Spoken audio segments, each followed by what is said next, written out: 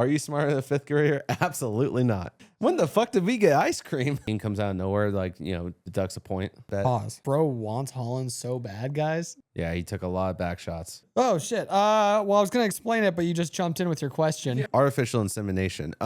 So, baby gravy. Anyways, you need to leave. Coke one weekend, your ass the next. Doesn't that just sound good? That's tough, dog. Just show up and look pretty. Nah, I'm not going to do it. I'm just going to keep looking back at him like we're making sweet, sweet love in the shower.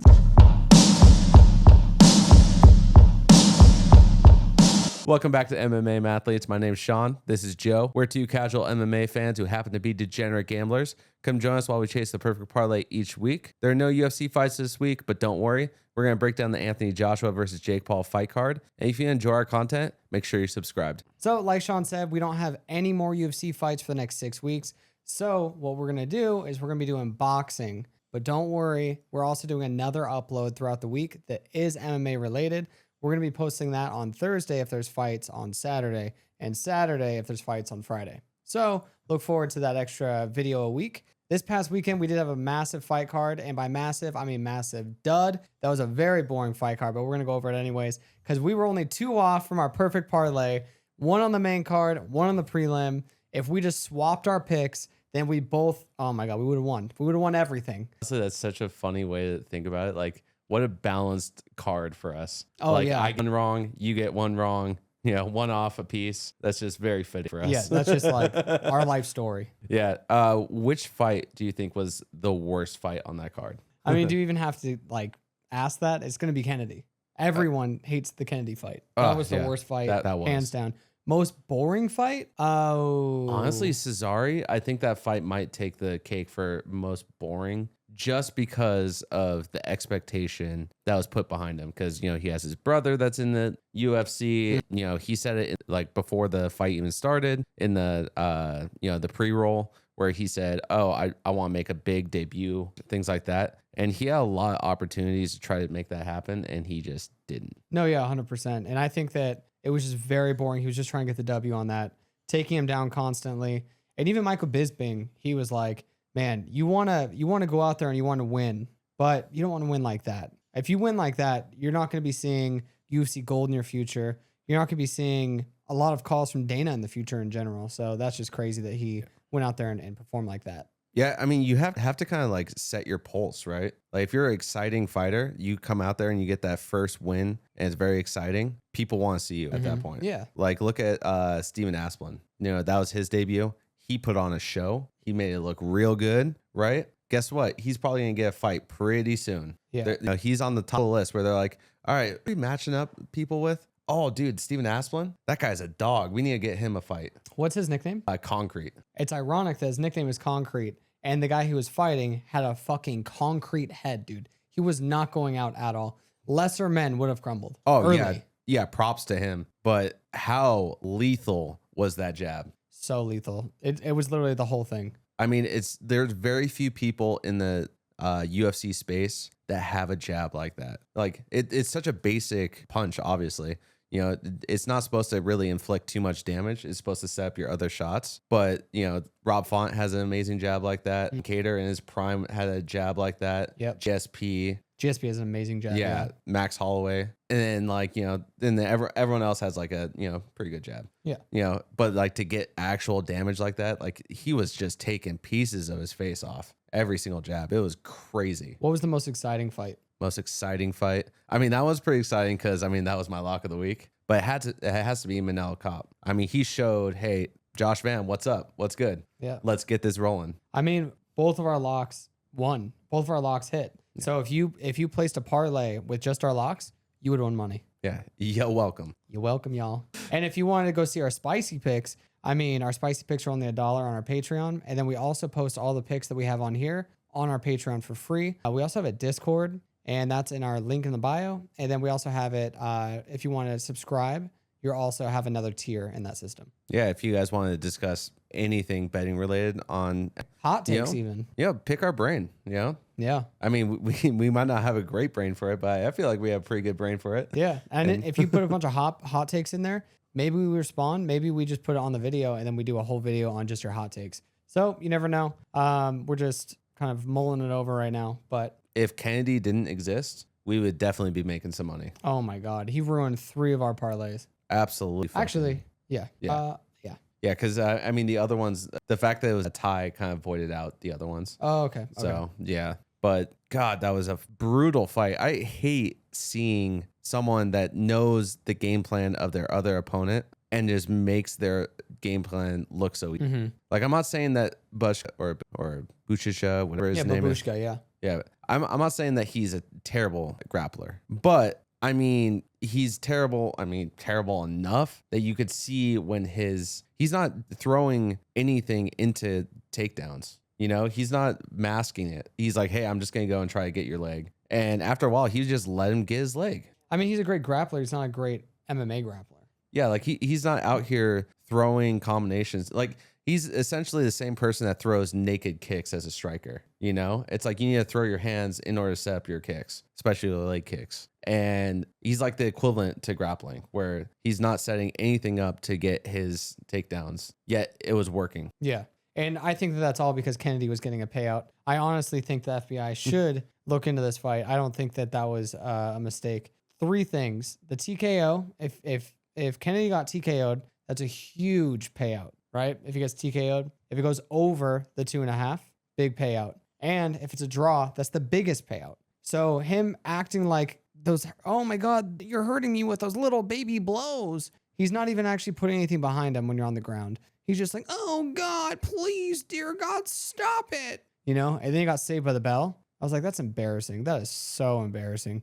And then he knocks him down. And he's like, oh shit, if I continue to hit him, he's probably going out. Yeah, get up, get up. And then he's like, and oh, I got taken down, everyone. Oh, I got taken down. And it's like, okay, cool. So now we go through, and it's interesting that first eye poke, Herb was like, oh yeah, no, that's a point. That is 1 point. That is 1 whole point. And then it goes in the next round. It's like, okay, well, let's see. If that was 1 point, that was 10-8. Okay, so this is what we need to do. And then it's like, oh, okay, yeah, unanimous draw. Yeah, that's right. Yeah, we all see it the same way. Big payouts happen on that one. Just saying. Yeah, I'm just kind of baffled at it. And honestly, it sucks that the Isaac Dulgarian situation happened. Now that's all we think about when things don't go right. Yeah, 100%. It's not that, he had an off night. He wasn't thinking right because, he was, in the heat of the moment, things look different inside the cage. All those excuses kind of go out the window now, where people are like, oh, that might have been paid out. No, yeah, 100%. And if he wasn't paid out, then it's like, what were you even thinking? So it's almost like, God, I hope he was paid out. Yeah. Because that was not it. Like his performance, first off, he was doing a great job defending the takedown and getting back to his feet and implementing his game plan. And all of a sudden it's like, oh shit, I'm just going to have him just do random double legs. Oh, single leg. I'm not even going to swim in for an underhook now. I think I'll just chill here. And then he's sitting here and he has a perfect shot on this guy's face. He goes, nah, I'm not going to do it. I'm just going to keep looking back at him like we're making sweet, sweet love in the shower. And I'm not going to hit him. No, that's not how it works. Yeah, absolutely ruthless. But then we have Kape. Came out exactly how I said he was going to come out. I knew he was going to. I've been saying Kape's that guy. I was saying Kape's going to knock him out. I mean, you did call your shot, and that was very impressive for how small they are. Just come out and knock someone out in the first round. Fresh as a daisy. And I don't think Royval has been knocked out before, and very, very Topuria-esque as well. Super the way Topuria. He kind of like got him in against the cage, and like the only way for him to go was to go out. Just like that knockout with Volk. Yeah, it was beautiful. Yeah. And I'm so excited for him to go up against Josh Van as well. He's gonna take that against Josh Van. He called out Josh Van for Houston. Josh Van verbally accepted it for Houston. I'm so here for that fight. That's going to be a great fight. Yeah, and I think that Josh Van, he thinks that he is that guy because he, the whole Pantoja thing, which maybe he's that guy, but we're going to find out for real this time, as opposed to him taking this Pantoja victory kind of to heart. Because if he does something against Kape, okay, and it's like actual Kape, it's not like paid out Kape or injured or anything like that. It's just you guys go in there, scrap, and it is what it is. Then, I mean, let's see it. That's just like the Costa fight. Like the Costa fight when he came out and he knocked him out. When he knocked out, what's his name? Costa, when he came out and knocked him out. Oh, Charrier. Yeah, when he came out and knocked out with a head kick. It's like, you're that guy. He's never been knocked out. That was an actual knockout. That was definitely not faked. Arms went out like fight night. Yeah, first round too. Yeah. So if Kape goes out there and that happens to him, Josh Fan, you're that guy. Yeah. But if Josh Fan loses, it's not a fluke. Kape's that guy, and you just weren't ready yet. I mean, you're young. You will be ready. Yeah. But, I mean, if he wins, then that fully legitimizes his status as champion. If he wins, if I were him, I would be as active as possible because all those people that you just surpassed, I mean, all those people are going to give you good looks from Pantoja's back. And I don't see any of those people beating Josh Fan if he beats Kape in a spectacular fashion. Yeah. And on top of it, Pantoja does come back. Like, he's going to be a year removed. And so he's going to be like 36. We don't know what Pantoja is going to look like at 36. And then, I mean, he might be able to just kind of run this division. Yeah. I mean, that's what I'm saying is the 125 division is trash. It's so washed that, like, if you become champion, I mean, and you could defend against like the top 5, then you're just, no one could beat you. Yeah, because there's no like real... There's no threats out there. Yeah, no prospects coming. The 125 division, let's just throw women in there too. Let's just get everyone together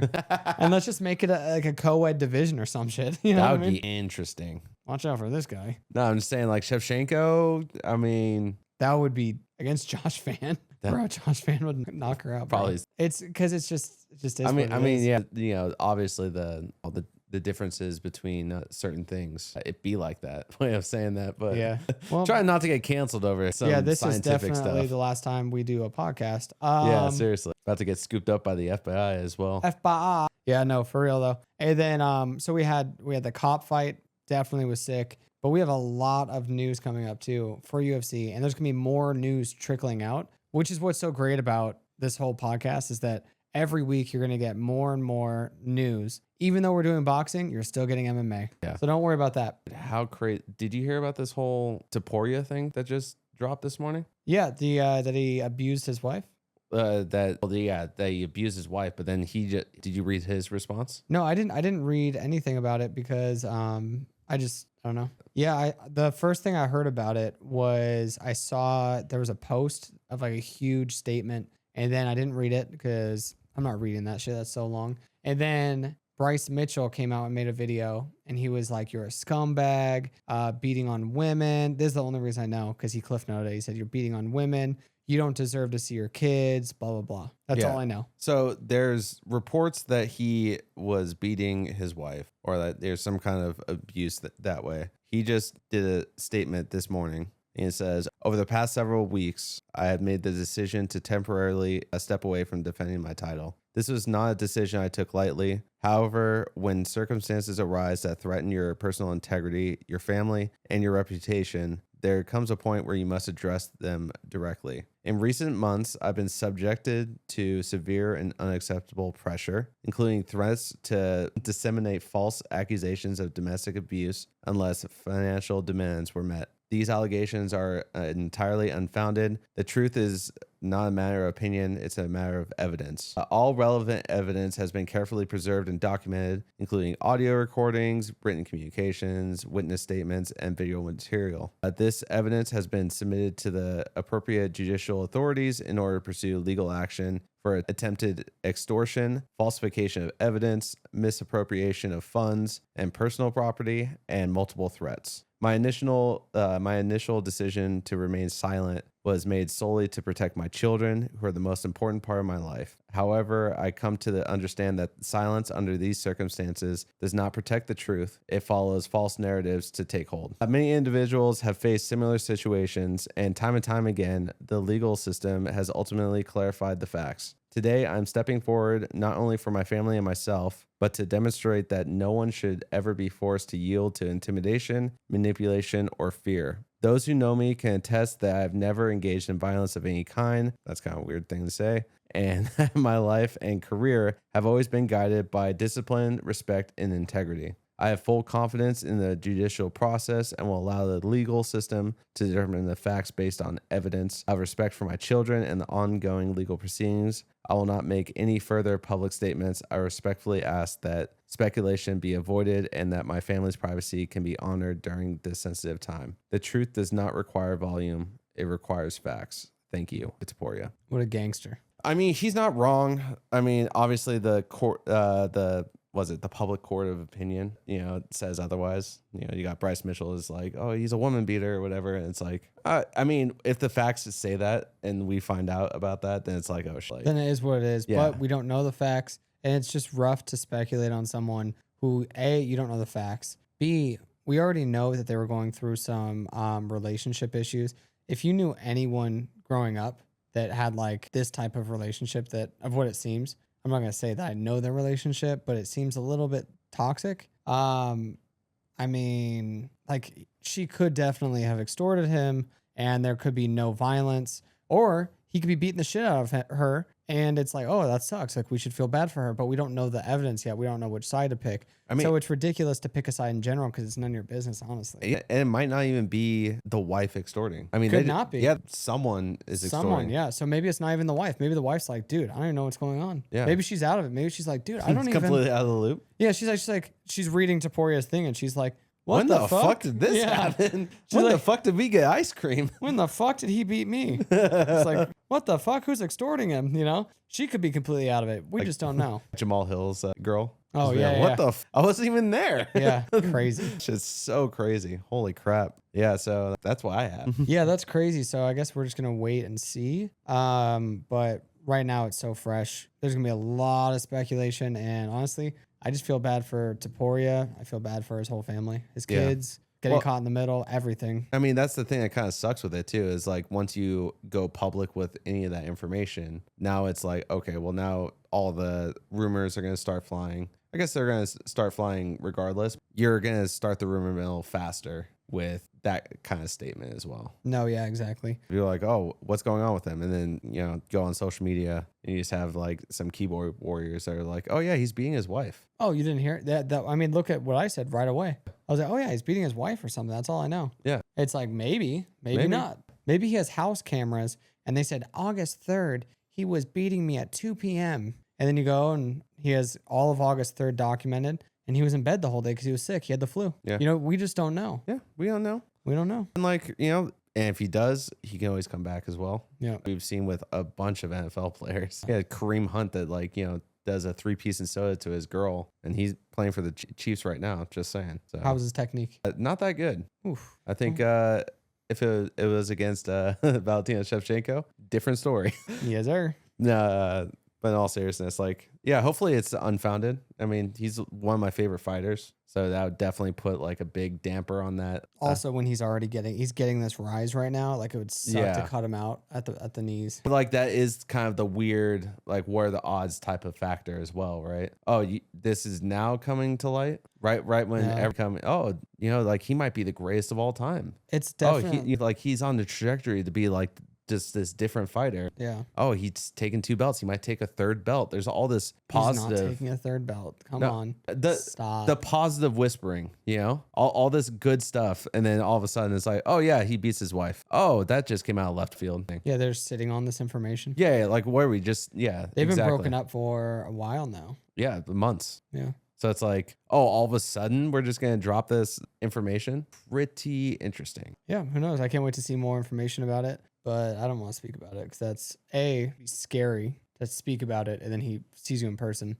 B, I mean, it's none of my business. Oh, 100%. But like, I hope that nothing actually happened. And if that's the case, I hope that he sues whoever is defaming him into the ground and just like destroying their entire life. Oh yeah, dude, Justin Bieber's their ass. Yeah. Like when the allegations came out that Justin Bieber sexually assaulted someone, he was like, they're not true, blah, blah. And then he's like, I'm just going to let sleepy dogs lie. And then he came back out with like this like massive tweet and was like, actually, after talking to my team and my wife, we're not going to let sleepy dogs lie. We're going to go ahead and we're going to pull up all of our receipts from where I've been, when I've been there, how long I was there. And we're going to prove that I couldn't even have been there. And then we're going to sue the shit out of her. And it's like, that's the way you have to handle it nowadays, unfortunately, because I mean, there's too many people like that out there, which is also unfortunate. Yeah, it's just frustrating that if you stay silent, then people think that you're, a domestic abuser, for example, in this context. It's like, if you keep quiet, you're not going to respond. Yeah. But then if you speak out about it, then they're like, oh, you're just defending yourself. Okay, so like you definitely did it. It's So it's like this weird catch-22 where it's like you're just kind of fucked either way. It's kind of like if a female fights you, it's like, wow, you got beat up by a girl. But if you like let's say they come in and you accidentally like you put up your hand or something and she walks into it and falls over, Just it's like, whoa, you're just gonna sleep a girl? Yeah. It's like, whoa, what? Herb Dean comes out of nowhere, like, deducts a point. Yeah. Oh, that's brutal. Brutal. Yeah, bro. And then we have Carlos Prates, who wants JDM in April if he doesn't get the title shot. I think that, first off, here for that fight, I think JDM takes that. What do you think? JDM that is difficult to say. I think JDM might get it just because he is durable. And I think that Prates has shown that after like a round or two, like if this is a 5-round fight, after like the second round, he starts to fade a little bit. And in what fight did we see that? We saw that with Ian Gary. Oh, stop. Stop. I think he was nervous in that fight to do 5 rounds. I think he was like, oh, I need to make sure my cardio is there. I don't think that he was gassed. But I mean, if he's able, because he is definitely the longer human being. I think his reach is definitely longer. He's like 6'2", 6'3", something like that. I think he can definitely, if he keeps it at like kickboxing range, that's gonna be a really interesting fight. He's like 6'2". I think he's like 6'2", 60. Oh, how short is Kevin Holland? But but same way, like how he goes to the body. If he could just pressure him against the fence, that's his way to victory right there. Yeah. But at the same time, if they can get it into boxing range, JDM's boxing is going to surpass him. Like his ability to mix up all of his shots everywhere, like his shot selection is just so sick. Yeah. And I don't know. I think that JDM takes it right now, but I guess we'll have to see in the future, like when it actually if it gets announced. If it gets announced, I'm sorry. Because I don't want Carlos Prates to even fight for the belt. Oh, no. Because I don't want him to go against Islam. Islam's going to walk through him. It's going to be a waste of a pay-per-view. Yeah. Also, the problem is that Islam, he is a winner, but I don't feel like his fights are like exhilarating to watch. And so it's like, someone that's an exhilarating fighter, you want him to fight another exhilarating fighter. Like just that electricity. Josh Van versus Manel Kape. We know things are going to pop off, right? Carlos Prates goes up and fights Islam. We know how it's going to be. And it's just like, it's impressive because it's Islam, dominating, but it's not exhilarating. It's not fun. Yeah. Then we have Holland versus Jeff Neal, February 21st. Here for that fight. Who takes that? Fresh off. Rip off the Band-Aid. It's hard to say, man. Rip off the Band-Aid. Who takes it? I'm going to go spicy. I'm going to say Jeff Neal. I'm going to say Holland. Holland submits him. I want Holland so bad, but it's so hard. Pause. Bro wants Holland so bad, guys. Guys, he wants him so bad right now. I want him to succeed so bad, but every single... You want his seed so bad right now? Dude, guys. Oh, succeed. He wants to suck his seed so bad right now? Dude, guys. Yeah, I want him to do well, and I was waiting for it. I was like, what he wants to do him well? No, I'm just kidding. No, I really want his... No. What do you want of him? What do you want of him, The Sean? division better when he's on the up. Yeah, I mean, when he's up for sure. And he's very long and just, I don't know, he's just so powerful and succulent. Anyways. Your word's not mine. But. Brother. Succulent. Dude, he wants a succulent flower. So I think that Holland, he needs to go out there, and I wouldn't put on an exciting fight. I would fucking win. You get back in the win column. Because right now, you've lost so many people money. Like so many people, you've lost their parlays. It's insane. You've lost them so much money. So I think that he just needs to go out there and just win. Yeah, that's where I'm having the difficulty of, choosing him. Because I'm like, is he going to try to put on an exciting fight? Because if he's going to try to put on an exciting fight, he's going to try to box Jeff Neal. Jeff Neal, you don't want that. Jeff Neal hits very fucking hard, and he doesn't go down. Like, yeah, and we've seen lately that Kevin Holland can get cracked. Dude, who do you think boxes better, D-Rod or him? Oh, yeah. I mean, dude, agree. Yeah, like, so, nothing against D-Rod. But D-Rod, I mean, he put on a fucking show. He's like more of a brawler. Yeah. So I don't know. I just think that if he tries to stand and bang with Jeff Neal's cracking him.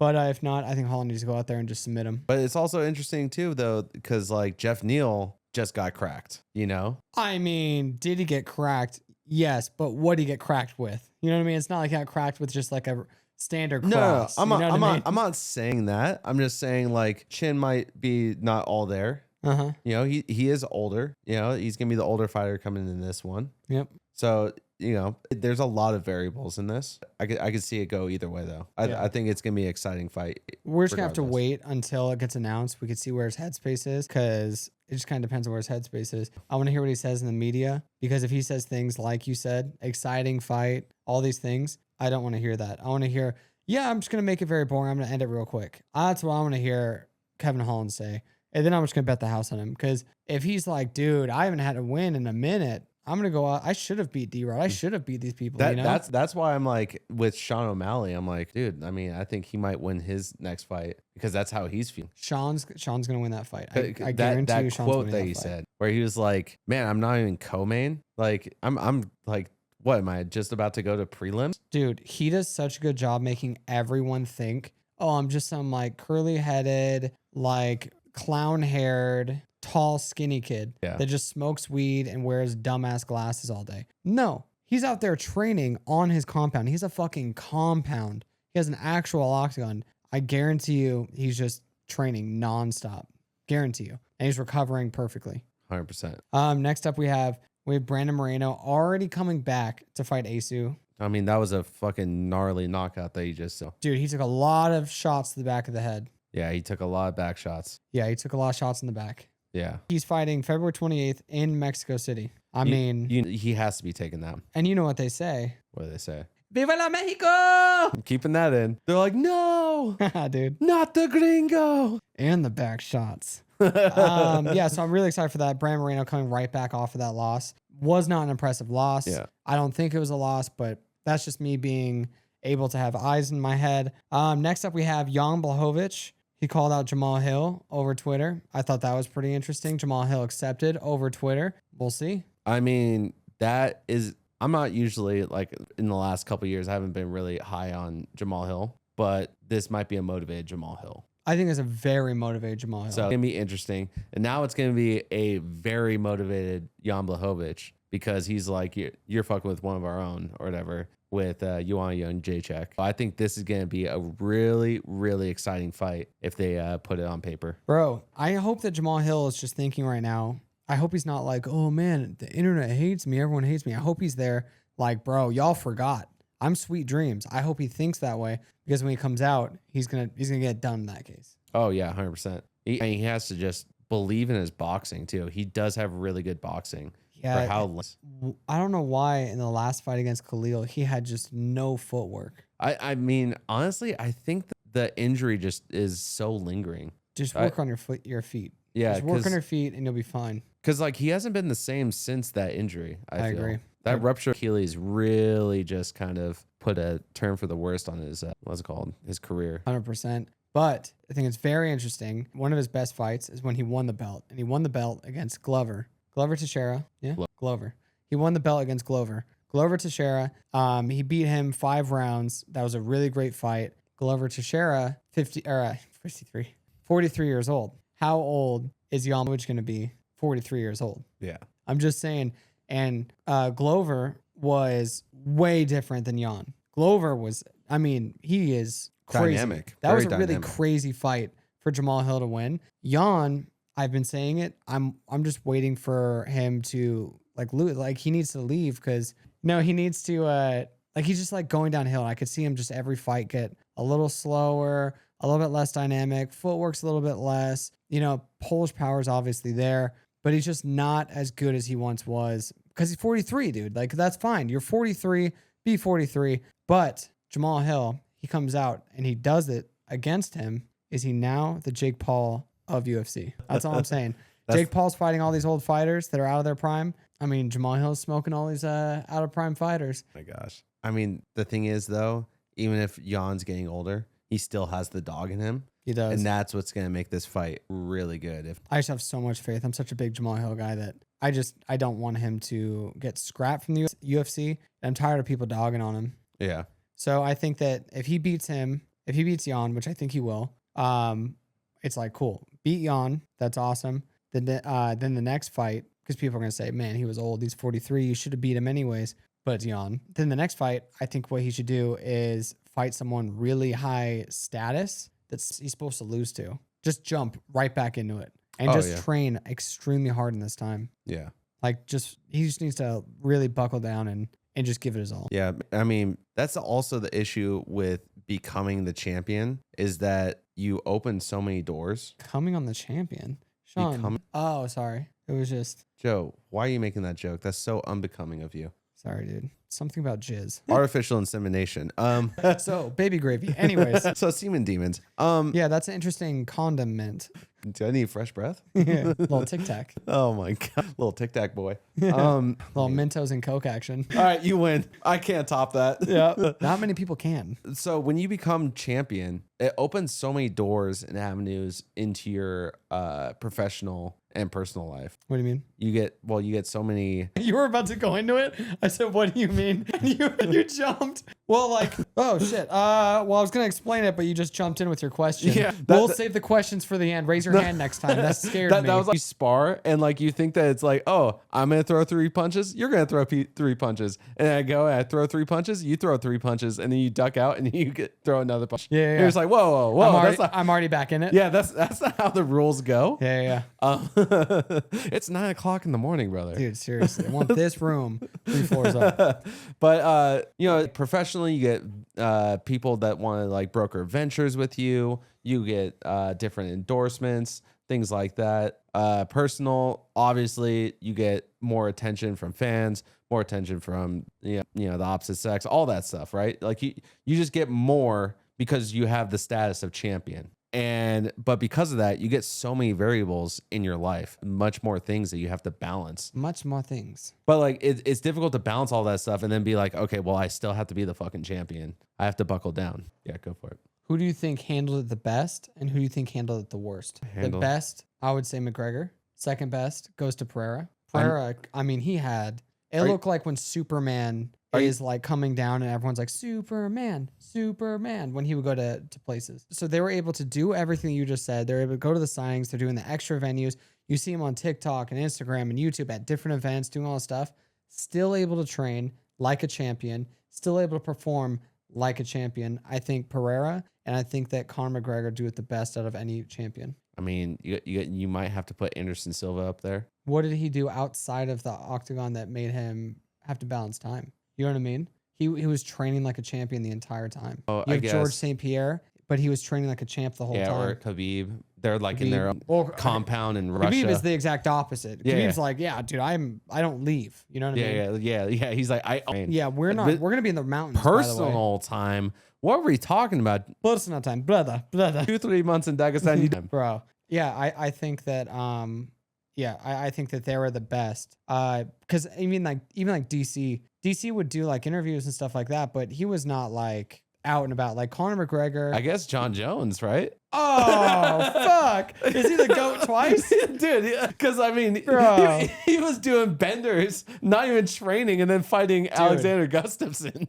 Yeah, Coke one weekend, your ass the next. Yeah. I guess, yeah. I may look like a crack addict, but I've never done crack. Yeah, I may look like a crackhead in a suit, but I've never done crack. Or I've never been a crackhead. I've never been a crackhead. Yeah. Oh, but I've never been a crackhead. Yeah. Who do you think's the worst? The worst? As soon as they got stardom, it's like they just couldn't hang because it was too much. Ooh, that's a really tough one. That is a really tough one because, like, there's a lot of champions that, like you have Ankalaev that didn't even he didn't even defend the belt once. But that's just him not being good enough. Yeah. Oh, that's a hot take. That was a pretty spicy take. You're just gonna throw that out there? I know. Did you find that on he sucks? I don't know. Did you find that on our subreddit? Yeah, dude. Hashtag shameless plug. Yes, sir.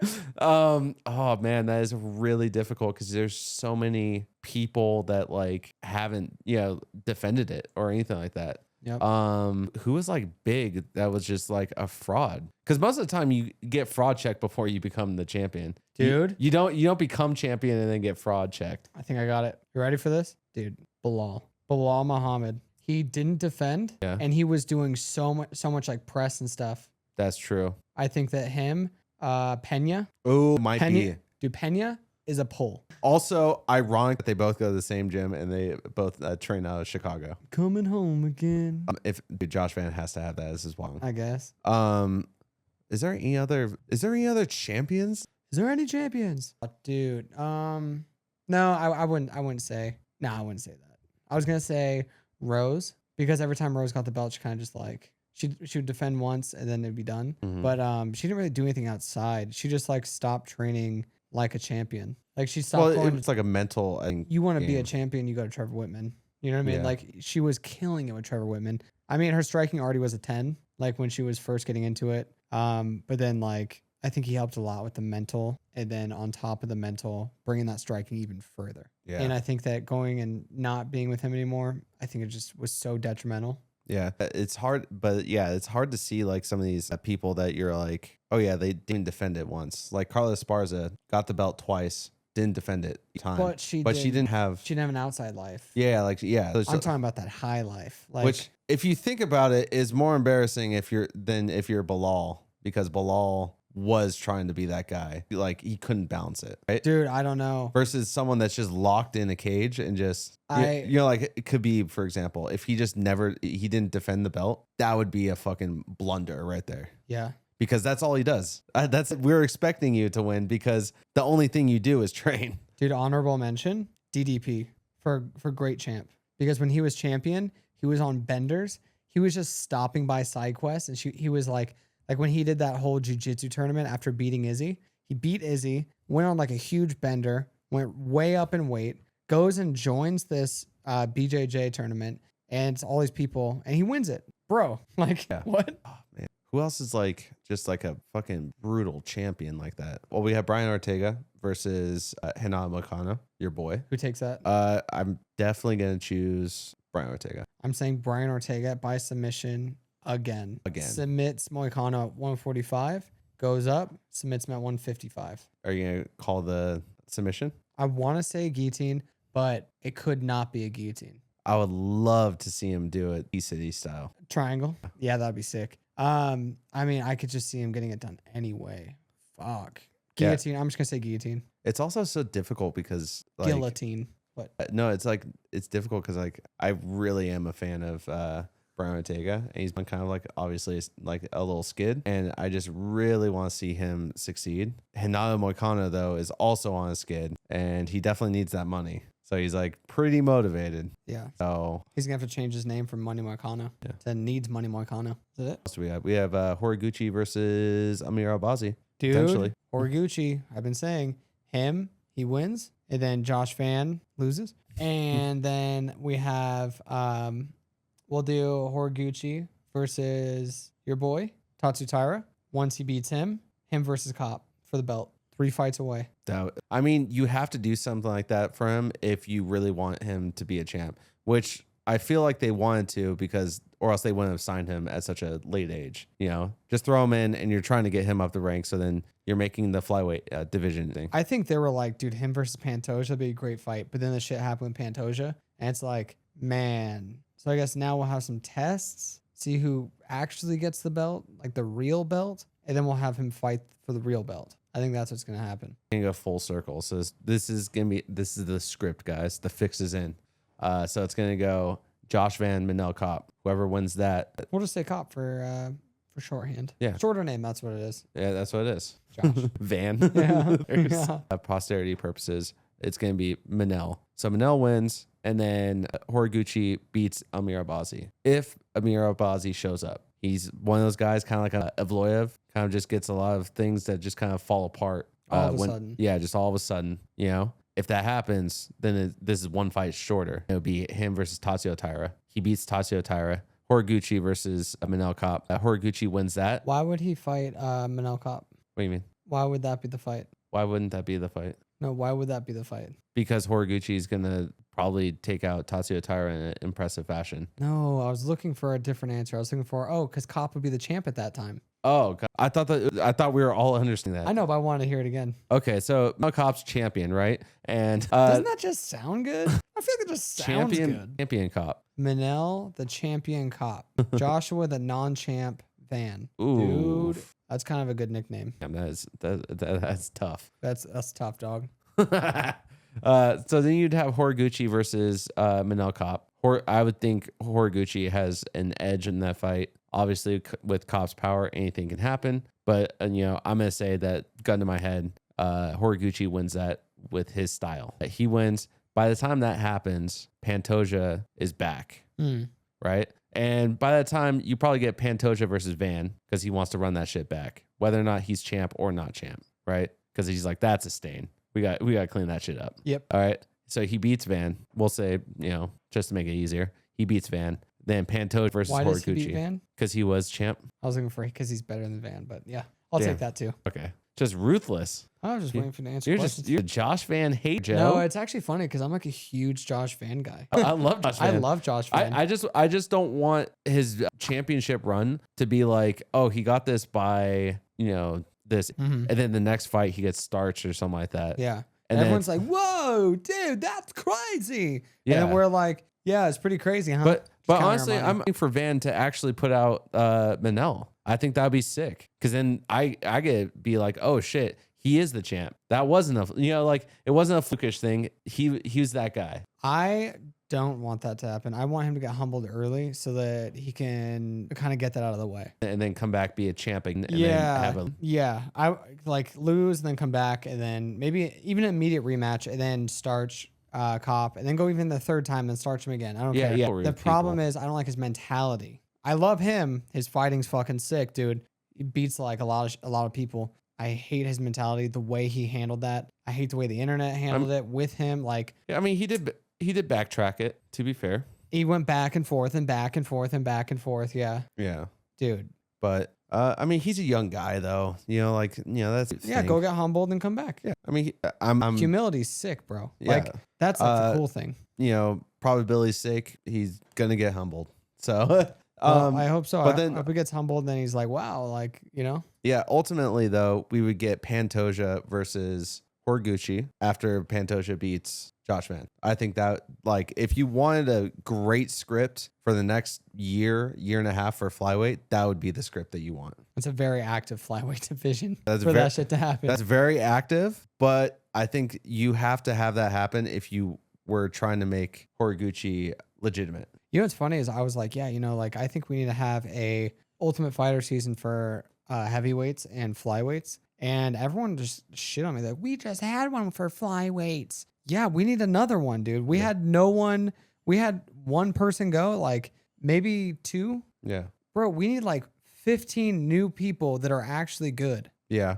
I think we also just, again, I want to get back to that one idea where you have all these people that are on a skid. We'll say middleweight, you have like Marvin Vittori and those kind of people that have like 3 or 4 fights losing, but we need to cut them. As the UFC, we need to cut them. Sorry. We're a part of the UFC at this point. Yeah, apparently. No, like the UFC needs to cut them, right? Because they're not performing to their potential. But you can make a fun game out of this, right? You get an Ultimate Fighter house and you get all these people that are current UFC fighters in this house together. And it's tournament style, just like how the Ultimate Fighter is. And the winner of that wins the Ultimate Fighter and gets to stay in the UFC. The rest get cut from the UFC. You know why they don't want to do that?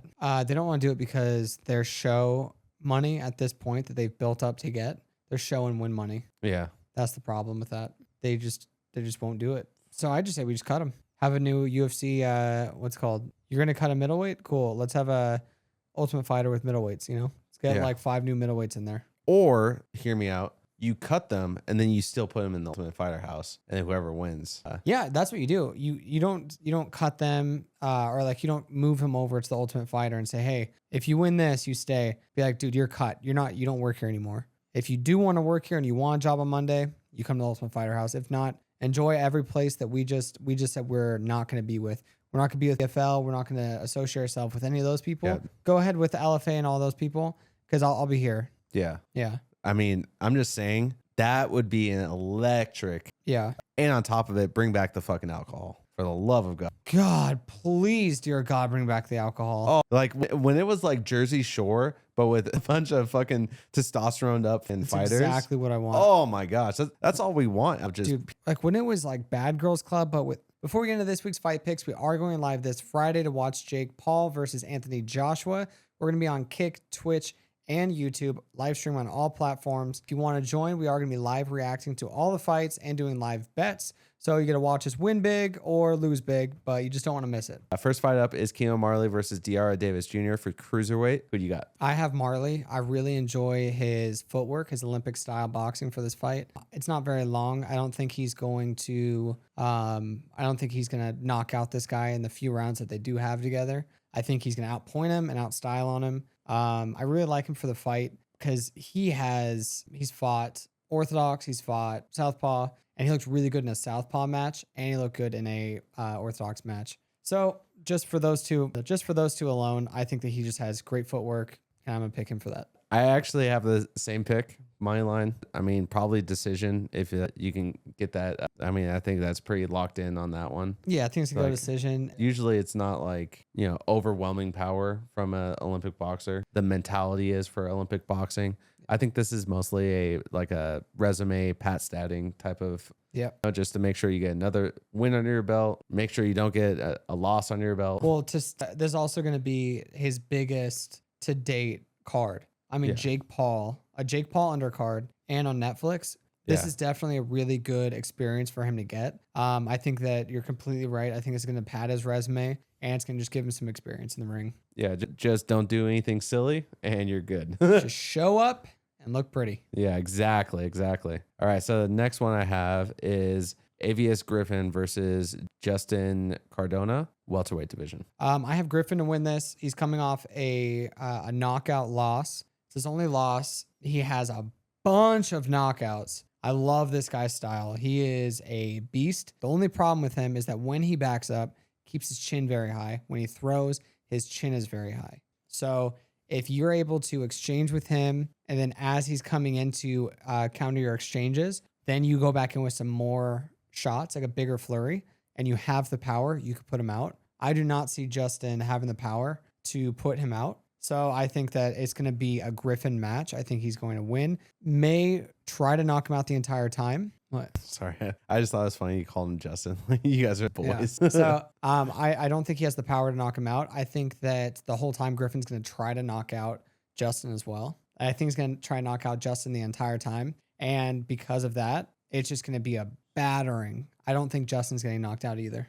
I think he's tough enough to weather the storm. I think that Griffin's going to win by decision. I think this is a very fun fight to potentially watch because how Griffin fights is very pressure oriented. He likes to have the front foot. He wants to lead the dance. He wants to put you out. Yeah. But then you have Cardona. He has more of a counter fighter mentality. He likes to kind of back up, uses angles to kind of create opportunities. Really? Yeah. Yeah. And so it's going to be a very playful game for the most part, I feel, on the feet. So I just think that Max is just going to be the better boxer. I think his pressure is going to be better than Cardona's counter fighting. Next one we have is going to be Costa Valle versus Yardia Bustillos for a strawweight. Who you got? I have LA. She is a complete dog, 33 wins, 10 knockouts. She just pushes that pace the whole time. Oh man, this is actually a very, very good fight. I think it's going to be a big showing for her. Her opponent only has 11 wins and 2 knockouts. I think that she's going to get overwhelmed with the pressure, and Valle is just going to dog walk her. I think that this is 100% Valle's performance, and she's going to get in there and she's going to prove why she should be there. And honestly, I don't want to say it's a bad matchup, but I think that Valle was quick to sign this one. You know what I mean? She was chomping at the bit. Chomping at the bit. I also have Valle. I think that it's going to go decision, but I definitely think that she's going to win. I think that she needs to dictate her distance, make sure that she lands the cleaner shots, just do her game plan. Bustillos, she needs to make sure that if Valle gets to go and just do her game plan, which is, trying to make sure that she's measuring distance and she gets to throw her combinations and stuff like that, it's going to be a very long night for Bustillos. And Valle can just run on autopilot at that point. So what Bustillos needs to do is really make sure that she changes up her rhythm of her entrances in order to kind of disrupt that timing that Valle gets. Because once she gets her timing, it's like clockwork. So, but I just don't think that Bustillos has it to really constantly do that because it's so taxing to think of combinations and entrances to come in on off timing for yourself, you know, because most of your timing is based off of the other person's timing. If the other person, you know, like it's like a synchronicity. So you have to, you have to break that mentally, and it's really hard to do. Not everyone can do that. So yeah. And Bastillos, I mean, she does look very good, but she only looks good when she's going forward. When she's going back, I mean, it's not nearly as good as Valley going back. Valley can go back, she can go forward. And when she puts on that pace, she's gonna. I'm just saying, she's gonna dog walk her. Yeah, it's like when you can run, and then you have your friend that's a runner, and they're like, "Hey, let's go for a jog," and then they just kind of just constantly outpace you, and just you're by the end of it, you're like, I don't even see them. When the fuck are you going for a run with your runner friend? No, I'm not. I'm not. A bear claw. A bear claw. But, you know, like it's the same thing with other things as well. Like, you know, like where, you know, you think that you're good, and then you go up against someone that's actually good, and they just like fucking run circles around you. You're like, oh, I think that's gonna be that kind of. Yeah. Next one, I have Shanika Johnson versus Amanda Galley. Yeah, Amanda Gall. Do I dare have the gall to call her Amanda Gall? Galley. I have Johnson on this one. I think that we're gonna see a huge difference in speed. I think speed's gonna be everything here. The amount of speed Johnson has in comparison is insane. When I first saw Amanda, I was like, man, she does. I watched them side by side, and by the time Johnson gets 5 shots off, Amanda's putting together her 1-2. I mean, it's going to be a big speed advantage. Also, Johnson doesn't let off the gas. So she's going to pick her shots. She loves going to that body, especially when you're against the ropes. She likes to go against the body. And I think she's going to wilt her. And that pace she's not going to be ready for that pace. And she's going to be wondering why she's a step behind. She's just faster. She's just a faster human. Yeah. Don't take it personally. You're just not that level. And it just is what it is. She's that chick. Yeah, the first thing I put in my notes when I watched her was, what a pace. Like, she puts on a pace, and it is just relentless, and it's just nonstop. She can do it for as many rounds as she wants to do it. I think that it's going to be her by decision ultimately. I mean, she might be able to get that TKO where it's just like you can't defend yourself because, you know, the kitchen sink is getting thrown at you at this point. Yeah. But, you know, if Johnson lands first, keeps range, like, this is just going to be light work for her, I think. I agree 100%. The next one I have is Caroline Dubois versus Camila Panada. Dubois. Sorry. I just have Dubois on this. I think she's better. Yeah, that's an easy one. I think Dubois, she has boxing's a lot of when you hear a big name a lot, you're like, okay, so we have to pay attention to this name because they're the up and comer, and they're gonna kind of put together fights to get them there where they need to be. She's backed by Jake Paul, Jake Paul's promotion. They got her a good fight that's going to fit her and make her look good. I think that she is really, really good, but that mixed with the fight that she's going against, I think she's just they're going to make her look incredible in this card. I think, I don't think she's getting the TKO, but honestly, this might be one where we do see a finish. I think it's interesting how boxing and UFC have kind of the same motto, but they have a different outlook. You know, so styles makes fights. That's the motto both of them, right? For UFC, that means let's clash styles to see what happens. You know, kind of almost like a car accident. Like, we're just gonna throw these two things together, and we're gonna see what happens and how this is gonna work out. With boxing, it's like the opposite. At least in the like all the way up until like champion, and like you get like the upper echelon status, where it's like, okay, let's get the style that is going to make me look the best, you know, because it's just so many different promoters and promotions. So it's like one person trying to, you know, cover the other promotion or promoter essentially to try to like make sure that their fighter that has the better style gets matched up with that fighter that has the worst style matchup. Yeah, no, 100%. So it's just so interesting. Their outlook is different for the same motto. Yeah, it's the Protez versus Islam. Like we're not doing that because that's going to look incredible for Islam. That's going to look terrible for Protez. Yeah, and he's not going to be able to show what he can really do. Which is amazing. He could do amazing shit. And he'll just be getting taken down and not getting up. Oh, he just be getting submitted. Yeah. Yeah. Next one I have is Jahmal Harvey versus Kevin Cervantes. I have Jahmal for this. Jamal's an Olympic boxer. He's got great reach, great power. When he smells blood, he gets in there and he tries to finish it. I love when a fighter does that. He's 1-0, but I mean, he's had a shit ton of fights before this. I really think he's about to give this guy a run for his money. This guy's 5-0. I think he dog walks him. I think this is another dog walking. He's got great pressure. I think his pedigree and being an Olympian, I think he's going to be able to feel out Kevin a little early, get his timing, get his rhythm, and he's going to stay one step ahead of Kevin the entire time, frustrate him, and then land the big shots after he frustrates him. I mean, I completely agree with you. I also think, though, that Cervantes, because they're both young fighters, I think that Cervantes has enough of a chin that he can withstand most of the punishment. So, I mean, I wouldn't bet on it, but I would foresee it being a decision. He could definitely get the KO or TKO. Mm-hmm. He does have the power to do that, but Cervantes also has the chin to last because he's a young buck, as you say. So, Yes, sir. All right, now into the juicy ones. Anderson Silva versus Tyron. This is your lock of the week, right? This is my lock of the week. I have Tyron Woodley by KO. Let's get it. Lock it in. It's exactly what I had. 100%, dude. I mean, the thing is that you have to look at age. You have Tyron Woodley. Tyron Woodley. He's like 43 years old. You have Anderson Silva, 50 years old. Like that alone is such a stylistic nightmare because we don't know what we got with Anderson Silva. And it's not like he has had this indomitable chin his entire career. He's been knocked. And also he gets kind of complacent with his defense where he thinks that he's safe until he's not safe. And that's when he gets put out. You know, we saw that with Chris Weidman where he's like, oh, I'm good. Oh, I'm asleep, you know? And we've seen it multiple times with him. I think Tyron Woodley is a very underrated boxer. I don't think people give him enough credit, especially in the MMA circles, for how good his MMA boxing, especially when he was champion. I think he has the power to put him out. I mean, when you see him versus Koscheck, he knocked him the fuck out. So I don't know. I think it's gonna be a good fight though, regardless. No, 100%. I agree with every single thing that you just said.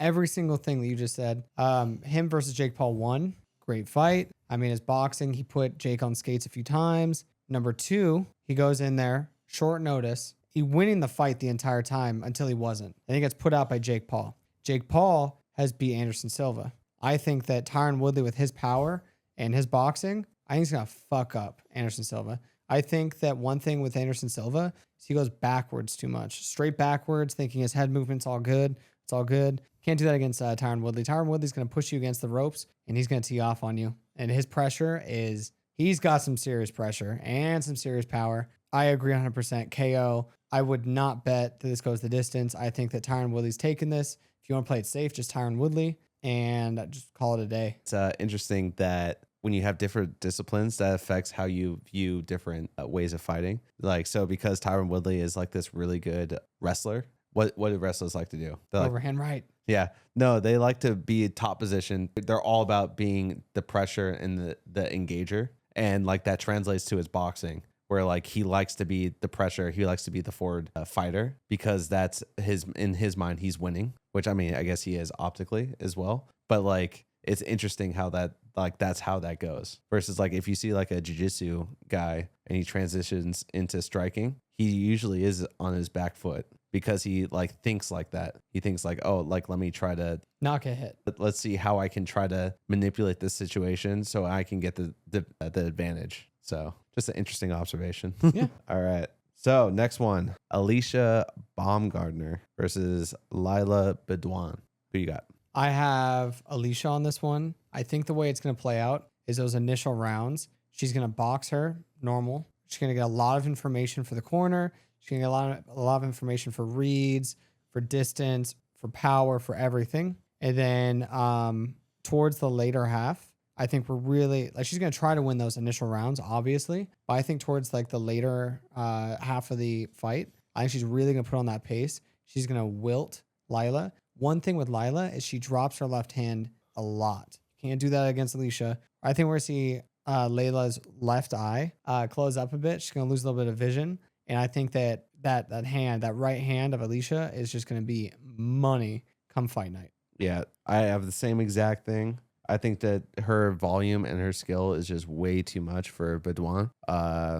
Yeah, I think that it's probably going to go to decision, but I mean, she could definitely get like a doctor stoppage where, you know, can't see out of that. Or just a standing 8 count where she just like isn't like maybe A, unintelligently defending herself, or B, like you said, doctor stoppage or 8 count, something like that. All right. The one that we've all been waiting for. The main event. Jake Paul versus Anthony Joshua. Who you got? So I'm going to go with the script on this one. This is my lock of the week, the script. Okay, buckle in. Bring it in, guys. So Anthony Joshua has been announced to fight Tyson Fury this coming year. He can't lose to Jake Paul and still have that opportunity. So he has to win. You can't fight Jake Paul and just put out Jake Paul in his own promotion.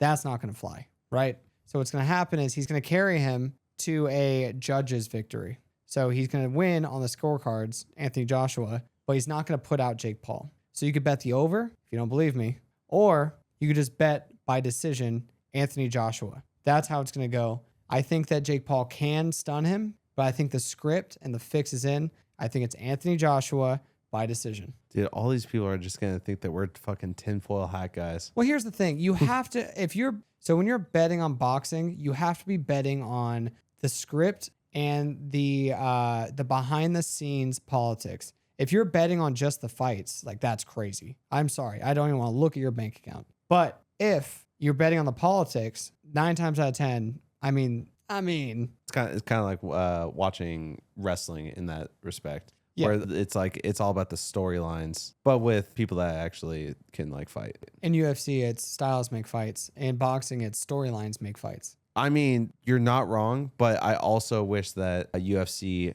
did care about the storylines a little bit more. Where, you know, if we pay attention to the storylines a little bit, we get like, that's how we get the Connors of the world. Because the storyline of him versus Khabib was crazy. You know, all those different ones like that, or Dillashaw versus Garbrandt. That was interesting. Why? Because the storyline underneath it. People actually had beef back then too, though, in the UFC. They don't really have it nowadays. They have like fake beef. Yeah. It's not even, it's just like competitive. Like, oh, I just really want to beat that guy. I think I'm better, so I'm gonna beat that guy. Like, you know, the closest one right now is gonna be Jahmal Hill. That whole situation is the closest thing to like real beef. Yeah. It's just like, dude, why are you doing this shit? You know, let's go fucking fight. Yeah. See what happens. You know? Who do you have in this fight though? Oh, definitely. Like, you have to have Anthony Joshua. I think that he should knock him out. But if we're using our tinfoil hats, they're free. Yeah. I mean, you make a lot of good points. Like, the decision would make Jake look good. If it would further legitimize him, right? Yep. It would be mutually beneficial. What did everyone say when his brother fought Mayweather? Dude, you just went the distance with Mayweather. Yeah. The greatest boxer of all time. It's kind of like how when you watch fighters, they like, and they're losing, they're like, I don't want to get put out, so I'm okay with losing by decision. Like, they like shift their mind to see what is just okay. Don't get finished. Just don't get finished. Yeah. Yeah. Like what's okay with me in terms of you know, getting out here. Oh, I can't win this fight. Okay, if I just don't get put out. Like they shift what's okay, so they can like have their copium. I mean, that makes a lot of sense. I think Jake Paul by knockout would be like a spicy pick. Not put it on a parlay, but like putting it as like, because, you know, the script might be in, man. It might be in, you know, and Jake Paul might be that guy. Well, Jake Paul versus Tyson Fury, that's a storyline too. You know, Tyson Fury's like, oh, you think you're that guy? Like, we're going to run this. I mean, if he beat Tyson Fury on top of it, would be the wildest story of all time. There's absolutely no way. The fact that he has just like 5 million yards of reach. Yeah. At that point, it's just like, all right, guys. Okay. All right. Yeah. But I mean, that would sell a lot, you know? Tyson Fury, you know, he's fighting a lot of good guys, but it's like good guys within the boxing sphere. So it's like, you know, if you know, like, or like, you know, he's losing to really good guys. Usyk is fucking phenomenal boxer, but he's not like a household name. Like, you're going to make good money off of it. You're going to make crazy money if you made a deal with Jake Paul. I'm just saying, Jake Paul versus Tyson Fury, you're probably going to make the most money of any fight you've ever made. And that's saying something. True. So who knows? Dude, imagine he just goes over Tyson Fury, Usyk, because they have kind of like this weird beef, Usyk and Jake Paul. It comes in and is like, hey, no, we need to fucking run this. If Usyk doesn't fucking knock him out, though. Oh, man, this is why people stop watching boxing to begin with, though. Yeah. Like when the fix is in, people stop watching. Yeah, that's true. That's true. All right, that's a wrap for this week's fights. Thanks for hanging out with us. If you enjoy this content, all of our social media is linked in the bio. Be sure to subscribe, cash those tickets, and don't forget, bet smart, fight hard. We'll catch you in the next card.